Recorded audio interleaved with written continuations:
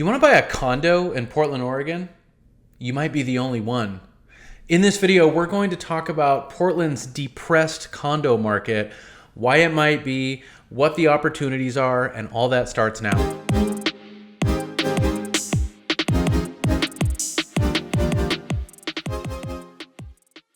Hey, what's up everybody? This is Paul Clem with the Oregon Relocation Team coming to you from Portland, Oregon. And in this video, we're going to talk about something we haven't talked a lot about on this channel, and that's the condo market in Portland. Now, spoiler alert, the bottom line is the condo market in Portland, and really in all of the Portland metro area, is extremely depressed. So we're going to talk about why that is. We're going to talk about what types of condos you can get in the Portland area, where the condos are located, what it takes to buy a condo, what the process is like, because it's definitely different than buying a single family home, and what the opportunities are as a buyer coming into a depressed market, a very, very heavy buyer's market for condos. Could be a really good time to snatch up a condo in the Portland area. Hey, if this is your first time to the channel or you've been here and you haven't already and you want to get more videos like this, make sure to hit the subscribe button, tap the little bell to get notified every time we drop a new video. And we've helped so many people relocate to Portland and move to the Portland metro area. And as real estate professionals, we love to help with that process. So if that's you, give us a call, send us a text, shoot us an email, or click the link down below in the description of the video. Schedule a Zoom call with us and we can talk more about your move. Okay, so if you are thinking about moving to Portland and if you are considering purchasing a condo, it just might be your lucky day because there are so many opportunities right now. There's over 1,000 condos listed in the Portland metro area. A lot of these are downtown, obviously in more of an urban setting. You're going to get a lot more condos, a lot more opportunities to live in condos, in particular condo buildings, not necessarily high rises all the time, but more of an urban setting and style. And for the context of this video, we're going to discuss this more in terms of downtown Portland and being in the city and condo living in the city. Of course, there are plenty of opportunities to be in condos in all of the different suburbs, especially kind of along some more commercial corridors where you have multifamily zoning, where you have like apartments and restaurants and stores and things like that. So along like main roads, but you also have kind of one-off condo communities and things like that, which overall have a little bit of a different dynamic. You know, you have like 55 plus communities, things like that are condos. So generally speaking, you know, we're talking about condos in Portland, in the city, and we're going to talk about where the condos are at. We're going to talk about the state of the market. We're going to talk about why it's in the state that it's in. We're also going to talk about the process of buying a condo, which honestly, there is a lot more to get through in terms of due diligence than just buying your standalone single family home. We're going to talk about some of the setbacks and challenges with that. We're also going to talk about some of the differences too. So again, you have like high-rise buildings, buildings in the city. You also have like townhomes and things like that. So they're not all created equal, but across the board, the market is down. So where are the condos at in Portland? Well, if you want to live in the city, if you want to live downtown Portland, if you want to live that city urban lifestyle, you're going to probably first and foremost look to the Pearl District. So the Pearl District is a part of downtown Portland that, 25, 30 plus years ago was all very industrial, kind of a gritty area that has been, completely gentrified and completely redone. There's art galleries and really nice restaurants and bars and all kinds of stuff to do, and a lot of condos, either older buildings that were retrofitted or bigger, high-rise type condo buildings that are, for the most part, a little bit more luxury, a little bit more high end, and especially when you look at like price per square foot, but also the community, the neighborhood, just a little more of a high end feel. Also downtown Portland, on the south side of Portland, you have around the Portland State campus, there's a lot of residential area there in terms of condos. And then on the south waterfront, which is the newest part of the skyline, the newest, most newly developed part of the city, it's all really residential down there for the most part, and then OHSU has a presence. And then at the ground level, you're starting to get more businesses come in, more restaurants and things like that. But all these buildings you see on South Waterfront, for the most part, are condos or apartments. Now, this South Waterfront area has kind of a similar feel to the Pearl District to some degree, in that you have so many residential buildings, but It's a lot cleaner in a lot of ways. And part of that is because it's not super accessible. So it's removed from the rest of downtown and in the Northwest and the Pearl District. So you're not getting a lot of people in and out. You're not getting a lot of foot traffic, whereas, the rest of downtown is just kind of contiguous from, say like that Portland State University area on the south side of downtown through kind of downtown proper and then up into Northwest into the Pearl District and Chinatown. So you'll get some pretty dramatic differences in these areas. Pricing, the age of the buildings, overall what's offered, but there's these different segments, these different areas where you kind of can't go wrong if you're looking for a condo in Portland. And if you want to be downtown, that's primarily where you're going to be. Now, on the east side of the river, there are opportunities for condos like around the Lloyd District, that's a little more of an urban setting. And then if you branch out west or east, or north even into North Portland, there's going to be all kinds of opportunities to get into condos, but there's smaller little condo clusters. A lot of these in more kind of residentially developed areas where you have a lot of single family homes, a lot of the condos there in those areas are like units that you would access from the exterior, and they might be 2 stories. So there might be ground level and then a second story of condo units, where obviously downtown Portland or in the city, you could be in 15 floors, 20 floors, 30 floors, so you got these big tall buildings that kind of live more like hotel apartment style. But no matter what style you would be looking for in a condo or where in Portland or the metro area you would be looking, it's all bad in terms of the condo market. We're seeing price drop after price drop. We're seeing condos sit on the market for months and months and months. And in a lot of ways, it's kind of inexplicable. There are some things that happened a couple years ago. We're going to talk more about that. Obviously, we've talked a lot about and gone on and on about how things are doing downtown Portland and how we've kind of hit this rock bottom to some degree. And there certainly was an exodus from the city, in particular in 2020. That's probably still going on to some degree. Again, we'll talk more about that, but that alone doesn't necessarily explain why the condo market is so cold in Portland. We'll touch on the condo market and look at some numbers here in a bit, but I want to talk a little bit more about what it takes to buy a condo as opposed to buying a single family home. Obviously, the process up front is going to be very similar. You're going to identify areas, neighborhoods, etc., that seem to be a good fit, areas where you could envision yourself living.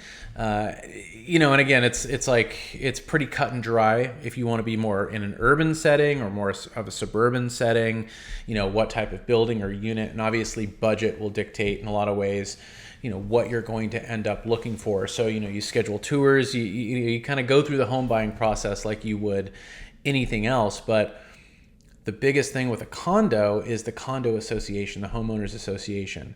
And anytime you purchase a home, or in this case, a condo in an HOA, there's going to be an additional contingency built in to protect you as a buyer.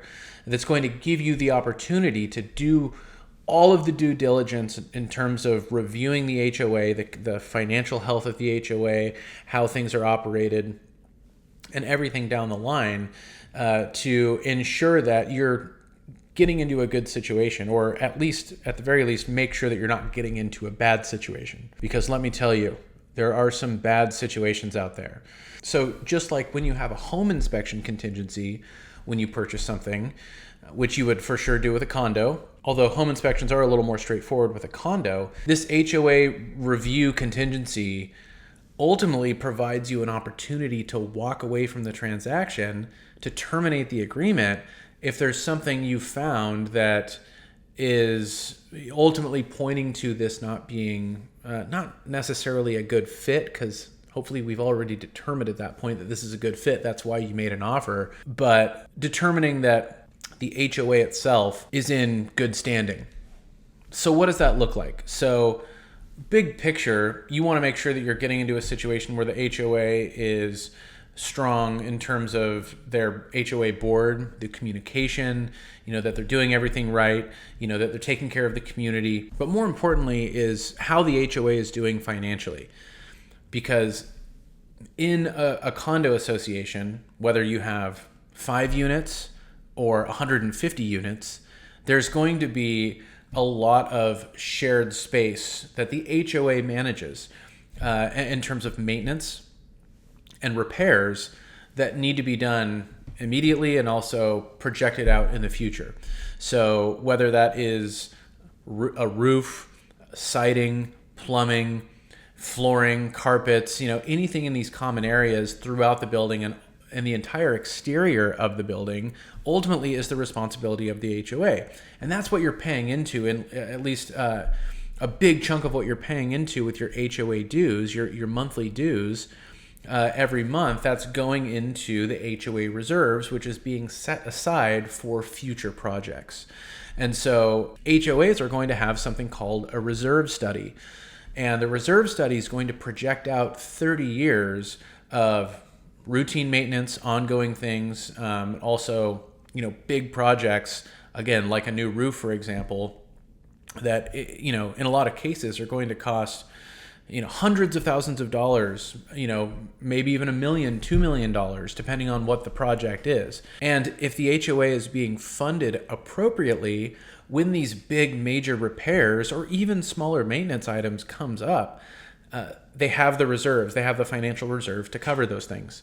And so when you look at a reserve study, you can start to project out, okay, they're in good financial health, again, projected out all the way to 30 years, or they're kind of teetering on the edge a little bit, or they have like next to nothing. And something like less than 30% of the reserve being funded is the danger zone. So, you can typically tell pretty quickly how well an HOA is doing at, again, projecting out what their needs are, but also, making sure that they are staying funded to cover these items as they come up over the years. This is probably the biggest reason why condo transactions fall through, is because there's something that wasn't known initially that becomes known and ultimately would become a liability for a new owner.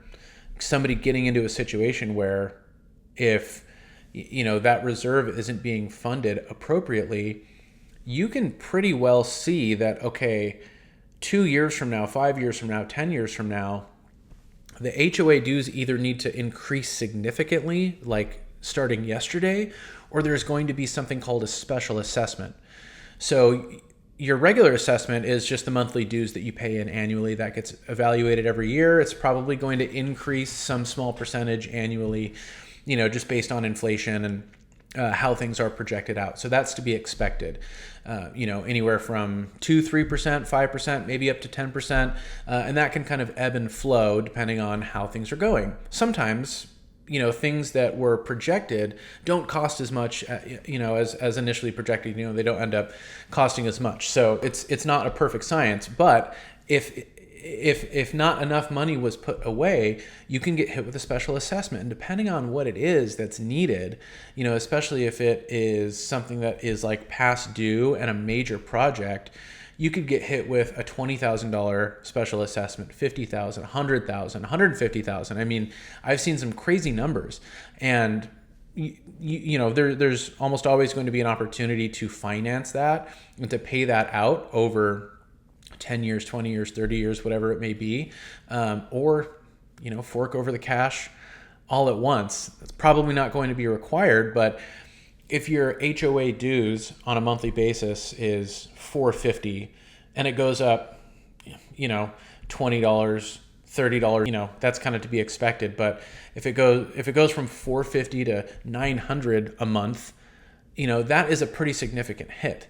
So bottom line is we're able to determine quite a bit up front, looking at a reserve study, looking at other HOA documentation in terms of kind of what the HOA is discussing. So another thing that we would be reviewing are the meeting minutes, and even going back a couple of years, so we can see what people are discussing in terms of upcoming projects, and if there's even the potential for a special assessment at some point in the future.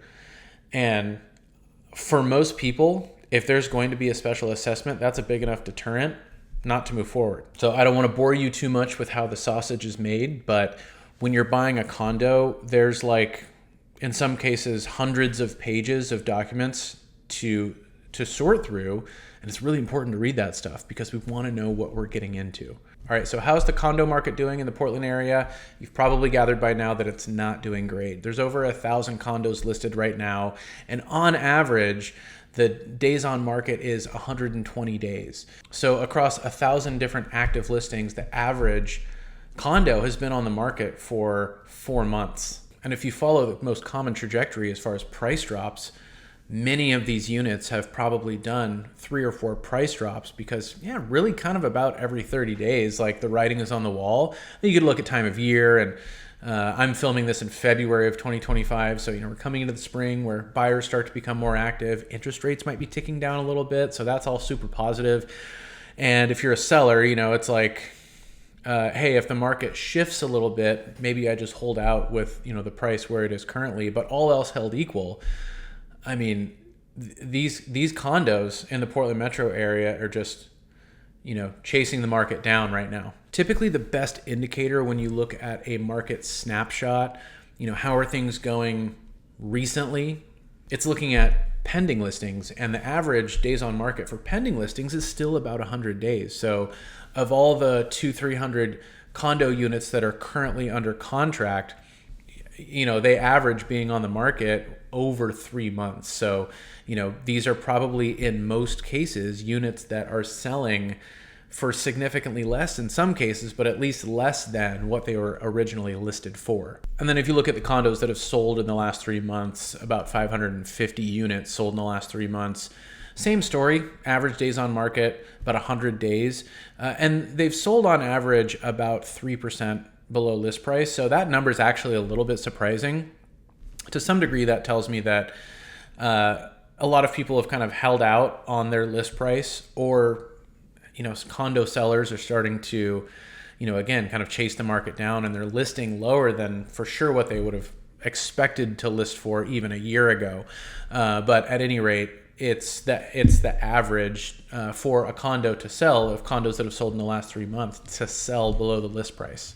So what that's telling me is if you are out there shopping for condos, I mean, it's the expectation that no matter what you end up writing an offer on, you're probably going to be writing an offer below list price. So there's always a smaller buyer pool for condos. Portland just might have more condos, than the market wants, than there is demand for right now. And that's obviously true right now, but there's other things going on too. So obviously in 2020, the city of Portland was shut down. There was riots going on for like 100 days straight. Anybody living downtown, in pretty close proximity to some really crazy stuff going on, was like, this isn't cool. I want to get out of here. So there was this mass exodus from 2020 to 2021. And here we are 2-3 years later. And I don't know if there's quite the mass exodus necessarily, but the appetite to jump back into downtown Portland, people are at least a little bit tentative, I'm sure. Hopefully as the months and years go on, Portland can continue to kind of recover its reputation a little bit. But I think a lot of what happened still sticks out in terms of recent memory. And, for a lot of people, that's got to be some deterrent. Now, again, there's always a smaller buyer pool for condos. And probably the biggest thing is like people don't want to be in an HOA. They want their own space, and they don't want to pay the HOA fees, which in a lot of these buildings, you're going to be at least probably $400 a month, but it could be $600, $700, $800 a month for your HOA dues. And if you, take like a first-time buyer, for example, if you looked at buying a $400,000 condo and you had a $600 a month HOA, well, you could, if your monthly budget accommodates that, you could probably also go buy a single-family home for $525 or $550 or something like that. I don't know the exact math off the top of my head, but that starts to become pretty realistic for folks, where it's like, oh, I can get a single family home that actually has a little more space, maybe an extra bedroom. I can have my own yard, my own space. and still pay the same amount as opposed to being in a condo. So I know that that's how a lot of people approach it. Even if a condo would be a consideration, you kind of see what you could get elsewhere basically for the same price, or at least the same, monthly spend. So looking at some of the challenges that Portland has had, I mean, again, that's definitely one aspect of it. But those market numbers that I was referencing, that's all of Portland. That's the entire metro area. And if you zoom in on just Portland, the numbers are really pretty similar. So this isn't just a Portland or downtown Portland issue in terms of the condo market overall. So some of it is a little inexplicable to some degree. I think biggest takeaway ultimately is that if a condo is something that you're considering, we may not be at the bottom of the market necessarily. There's no way to really know that, but it's as good of a time to buy a condo in Portland as there has been in the past several decades, maybe ever. And you can find some really good deals. So outside of the HOA stuff and doing all the due diligence and all the work that takes and some of the things that can come up, that's something that we help people with and have a lot of experience doing. Another challenge with buying a condo is if you are lending, if there are upcoming assessments or things that need to be done that haven't done, for example, or if there's already a special assessment that the seller's not willing to settle at closing, that could eliminate your eligibility as a borrower, or the lender might say, we're not going to do a loan, for a condo in that building or in that association. So there are some challenges there. If you are looking for a condo exclusively, that's something that pretty much, what would be one of the first things we would want to do is, hey, this looks like a good opportunity. Let's send it to the lender to make sure, any of these number of things won't be an issue. And also just with HOA dues overall, you might be approved to go purchase something for, say, $500,000.